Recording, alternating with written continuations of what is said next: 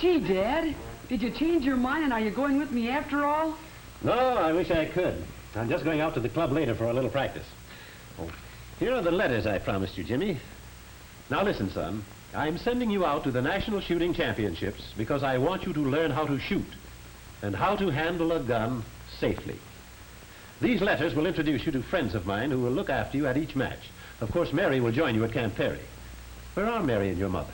Are you all packed and ready? Bags in the car. Mom and Mary are outside. Oh. Goodbye, dear. Oh, Jimmy, that hair. It won't stay down, Mom. Mary, you sure we got time to make that plane? Keep your shirt on. I'll get you there in plenty of time. Now, Jimmy, do be careful and do exactly what your father's friends tell you to do. I will, Mom. Gee, Dad, I wish you could go, too. So do I, Jimmy, but I'll have to stay close to the hospital for a while. But we'll have some hunting together this fall. Swell.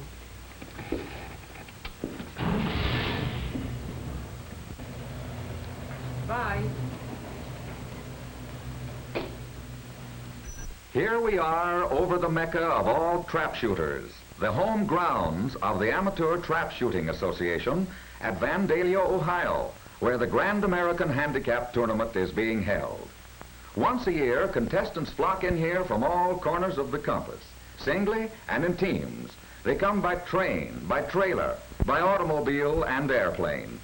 Here, railroad presidents and bank directors stand shoulder to shoulder with mechanics and clerks on an equal footing of good fellowship and good sportsmanship in this most democratic of sports.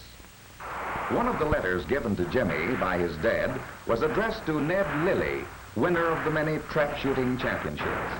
Here are Ned and Jimmy now. They're coming out to one of the practice traps where they won't be disturbed while Ned gives Jimmy a few pointers on how an expert handles a gun at the traps. Jimmy learns from Ned the rules of safety and courtesy followed by all trap shooters. Keep the muzzle of the gun pointed where it should be pointed, above the trap house and away from fellow shooters and spectators. Load it only when you're ready to shoot. Carry it with the breech open when not in firing position. And now Jimmy gets a close-up of Ned's shooting stance and a chance to watch him smash target after target into smoke. Jimmy is close enough to see how Ned aims and follows the target as it comes from the trap house, how he swings his gun, and how he pulls the trigger. Jimmy watches Ned swing his gun with practiced eye and smooth coordination along the line of target flight, pulling the trigger as he swings past the target. Experience and practice have made the speed and timing of Ned's swing automatically right for every angle the target may take as it leaves the trap. Ned makes trap shooting look easy and safe, too, as it is for the many shooters who follow the simple rules of proper gun handling. This is how the Grand American firing line looks during the height of the tournament. Nearly 1 million shots are fired during these events.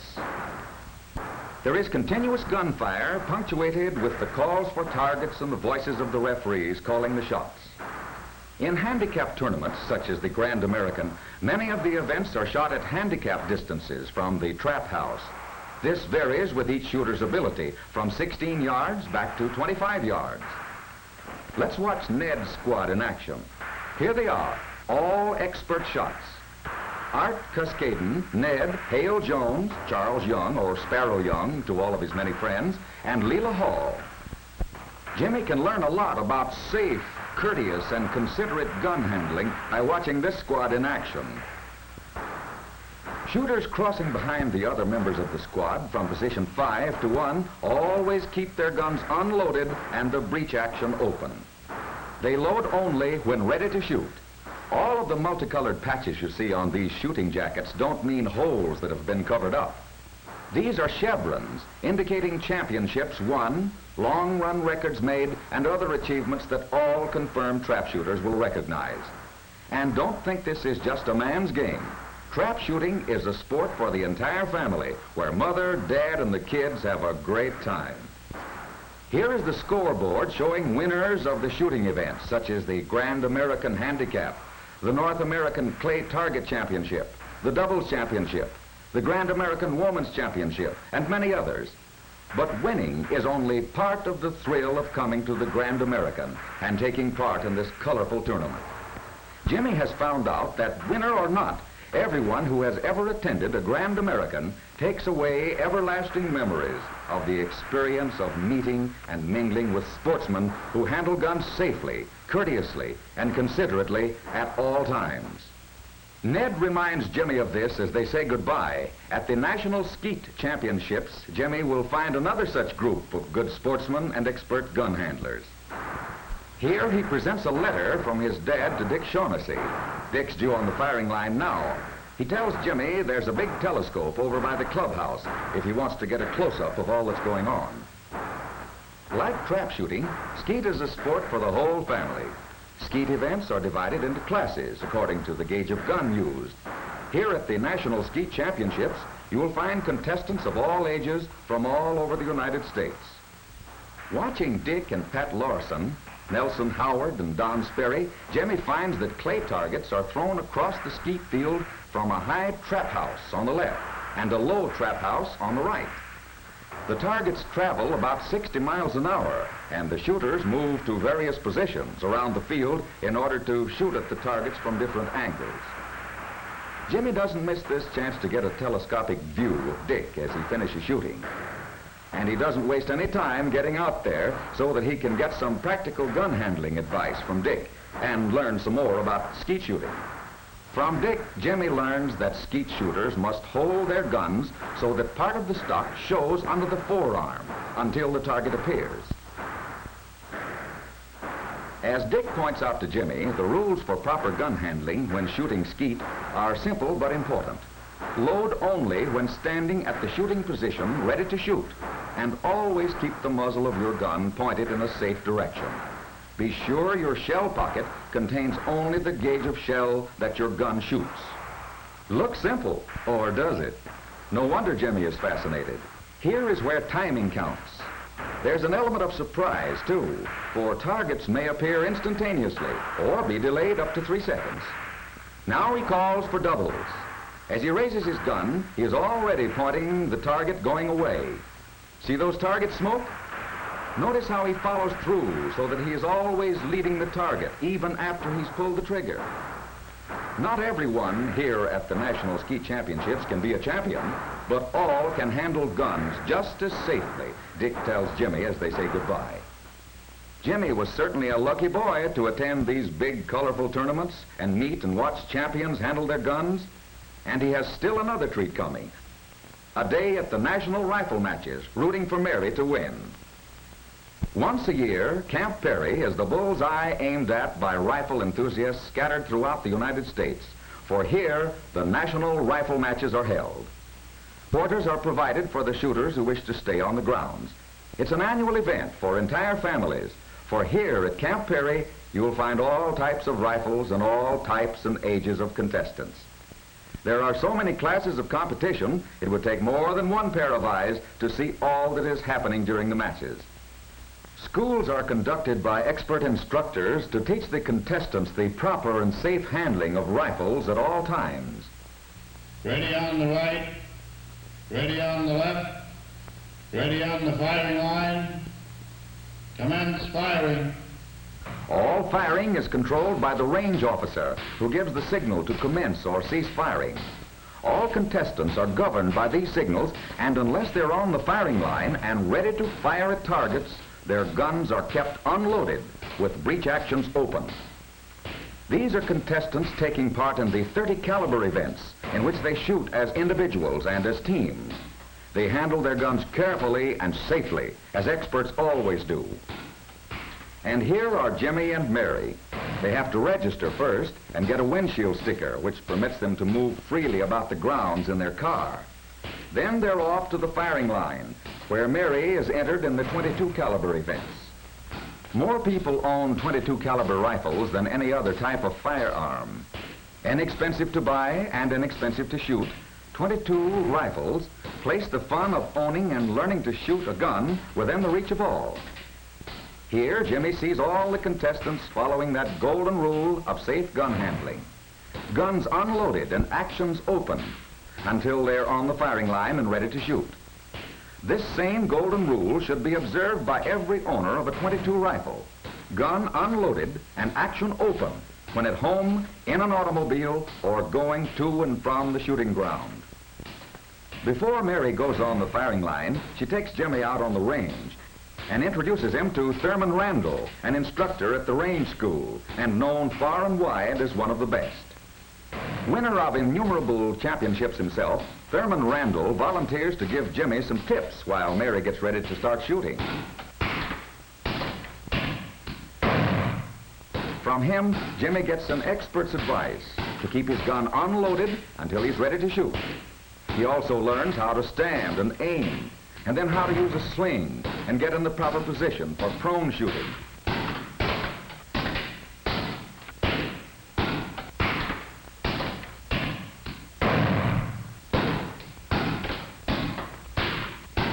And how and when to load, how to sight, and how to squeeze the trigger while aiming.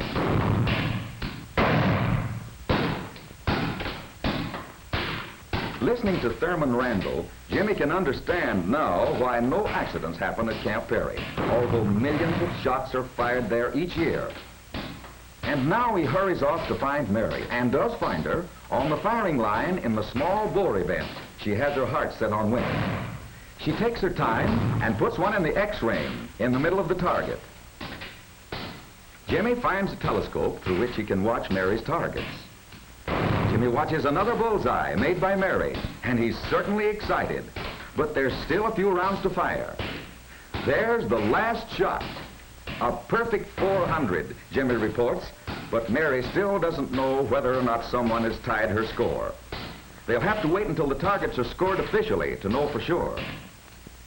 Now it's official, a perfect 400 with 32 X's. And here is the trophy Mary was shooting for, and gets. Jimmy is as happy as Mary is about their Camp Perry experiences. So it's goodbye to Camp Perry. Jimmy is headed for home now to prepare for that hunting trip he and his dad have planned. And here they are. Fred Armstrong is giving Jimmy some practice shooting at miniature targets.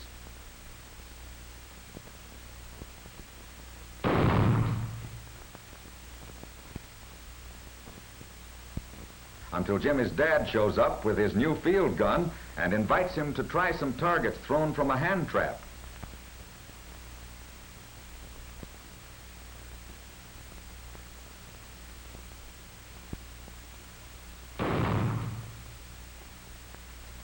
Now they're off for a hunt in good pheasant cover. Jimmy is careful to watch his dad and to keep his gun unloaded and in its case too until they're ready to start hunting. These hunting dogs, one a setter and the other a pointer, know what's coming. They are impatient to get started. Jimmy and his dad and the guide wisely let the dogs start hunting before they load their guns. While they're loading, each is careful to have the muzzle of his gun pointed safely away from the others. Muzzles up, guns on safety, and pointed correctly away from the others of the party. There they go after the dogs. Jimmy has learned to unload his gun before crawling through or over fences. Heads up! The dogs are on point. Ready, Jimmy and Dad? There he goes! Right, Jimmy, it's your dad's bird. And he got it, too. Jimmy realized he shouldn't take a chance and shoot past Fred, and also that the shot belonged rightfully to his dad. But there'll be other birds pointed.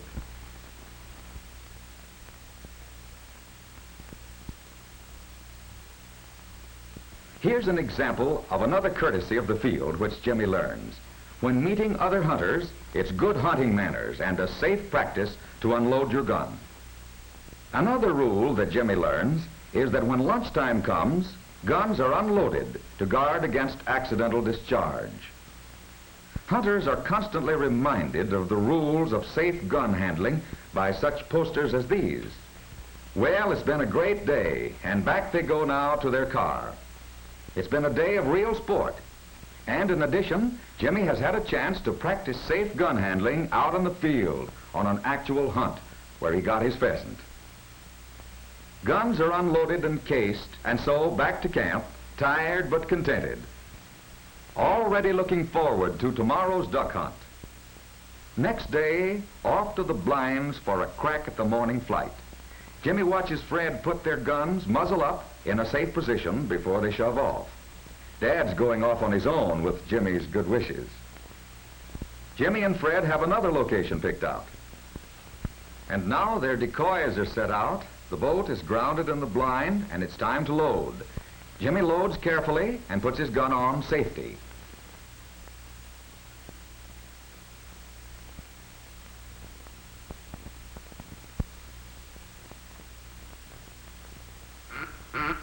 Ducks are flying, but they're all too high.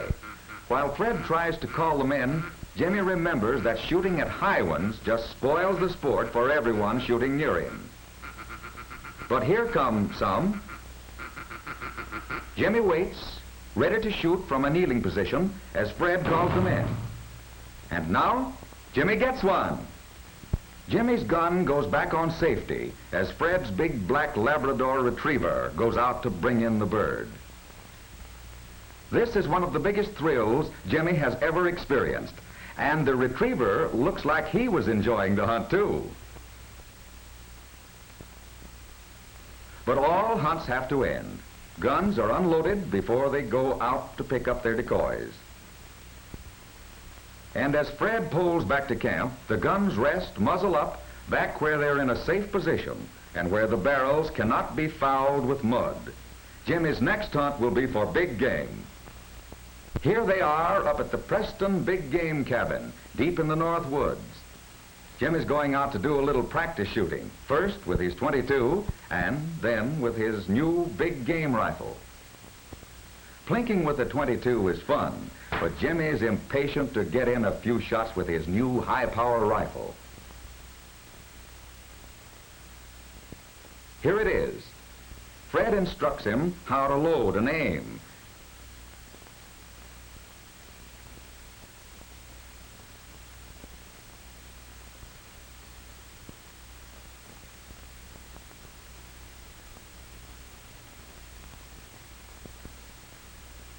And there goes the target.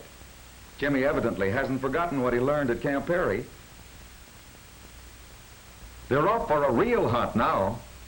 Jimmy learns that it's important to know how to load and unload a big game rifle quickly and safely, knowing at all times that the muzzle of his gun is pointed safely and also that the cartridges are placed only in the magazine and not in the chamber until he's ready to shoot. Jimmy sees how muzzle conscious these men are, although there are no loads in the gun chambers. They are extremely careful every step they take to keep their guns pointed away from the other men on the trail. He is reminded that these safety posters are not just meaningless parts of the scenery. Jimmy reads the poster carefully. Back at the cabin, it looks as though someone is getting a telegram. The messenger boy is calling for Dr. Preston, and he must know it's important by the way he hurries up the trail. Back in the woods, the hunters separate. Jimmy and Fred take the trail across the river. And under Fred's watchful eyes, Jimmy takes no unnecessary chances as he crosses the slippery rocks. The guns are laid safely aside, muzzles up and pointed away. Then Fred helps Jimmy across. As they move along the trail, Fred tells Jimmy to watch carefully for signs of game.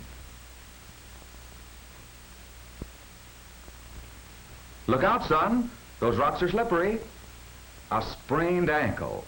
That's bad up here, even if he isn't lost and knows his way around the timber. Back on the trail, Fred and Jimmy find deer signs, the tracks of a big buck. Now it's time to load a cartridge into the chamber of his gun, Fred tells Jimmy, and then carefully put the safety lever in the safe position. Although he doesn't know it, the messenger is crawling along a deer trail right toward Jimmy. Fred recognizes this as a good spot for Jimmy to wait for a shot while he makes a circling drive to try and head off the big buck. And Jimmy is certainly eager for a chance to get his deer. His gun is ready. He's watching the thick underbrush for any sign of movement. He hears something. He sees movement and the flash of something gray. But wait, Jimmy remembers that poster. He's asking himself, is it game? Be sure you know before you shoot. And it's not game. Jimmy is glad that he did wait and made sure just what it was he saw moving through the brush. Realizing this is an emergency, Jimmy sends out the distress signal of the wood. 3 shots in rapid succession, aiming at the ground to make sure his bullets will not go astray. The distress signal works. Dad heard the 3 shots, answers with 3 to tell Jimmy he's coming to him as fast as he can get there. Dad's friend heard them too and hurries off. So does Fred. Dad gets there first and looks at the messenger boy's injured ankle. Seeing that it is only a severe sprain, he reads the message which brought the boy into the woods, as his friend and Fred stand by. Fellows, I'm sorry, but I have an emergency call to return to the hospital. Jimmy and I must leave at once. Will you see that this boy gets back all right? Sure, Doc. We'll take care of him. Jimmy, I'm mighty proud of you. You've not only proved yourself to be a true sportsman, but a safe shooter. And you handled that emergency like a veteran. Thanks, Dad. It's easy to be safe if everyone just follows the simple rules I've learned. And Dad, it's been the most fun I've ever had. Next year, let's do it all over again. That's a date. Next year, we'll do it together. Swell. And next year, as always, Jimmy will remember the experience of meeting and mingling with sportsmen who handle guns safely, courteously, and considerately at all times.